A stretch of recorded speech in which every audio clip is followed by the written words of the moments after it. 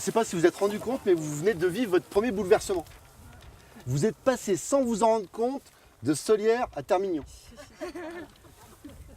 En un coup. Et ça hein, c'est impressionnant quand même. Hein. Ça change tout. Alors, la première chose qui a changé quand Grégory a installé sa ferme ici, c'est que du coup, il est passé de 30 vaches 70. à 70. Il y a plus de place. Il y a plus de place parce qu'il fallait rentabiliser le bâtiment. Voilà. Il faut rentabiliser le bâtiment parce qu'il coûte combien le bâtiment? 1 million d'euros. Au moins ça c'est clair. Bam, c'est fait. Voilà.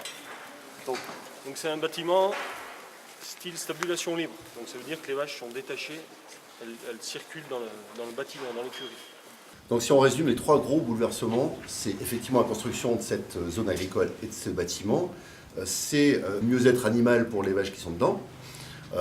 Du mieux-être agricole pour Grégory qui a plus besoin de se taper ses 30 brouettes de fumier chaque jour. Et puis c'est donc du bien-être ouvrier aussi avec cette histoire de bidon. C'est pour ça qu'avec les CE1 et CE2 de Lens-le-Villard, on a essayé de trouver les mots qu'on a dessinés sur les bidons correspondant à cette légèreté et à ce lait qu'il y avait dedans avant. Bah là, le bouleversement est carrément impressionnant parce que vous voyez, donc, la ferme qui est derrière nous appartient à Charlène.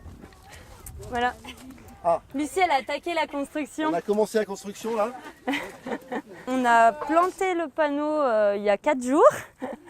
Le terrain, on l'a acheté il y a 1 mois.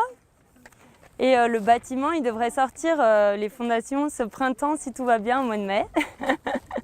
et voilà. Les projets ne sont pas identiques, même si les fermes se ressemblent. La ferme de Raphaël et Ghislaine, ils ont prévu de faire un point de vente. C'est ce qu'on voit dans la petite avancée. Pour ce qui est de la ferme de Grégory, lui, ce qui l'intéressait, c'était vraiment d'avoir un système où tout peut être géré tout seul, parce qu'il est entièrement seul. Donc il avait besoin d'une automatisation plus rapide. Et puis toi, ton projet, c'est aussi de faire une ferme pédagogique. Voilà. Donc c'est quand même 3 projets différents. Si vous avez des questions, c'est une bonne chose. Charlène peut y répondre, mais ce que je vous propose, c'est qu'on commence à faire la route parce qu'on nous attend à l'étape d'après déjà. Le temps va vite et surtout que le temps de la rencontre qui vient, c'est le temps du bouleversement dans le temps. Je vous propose qu'on y aille.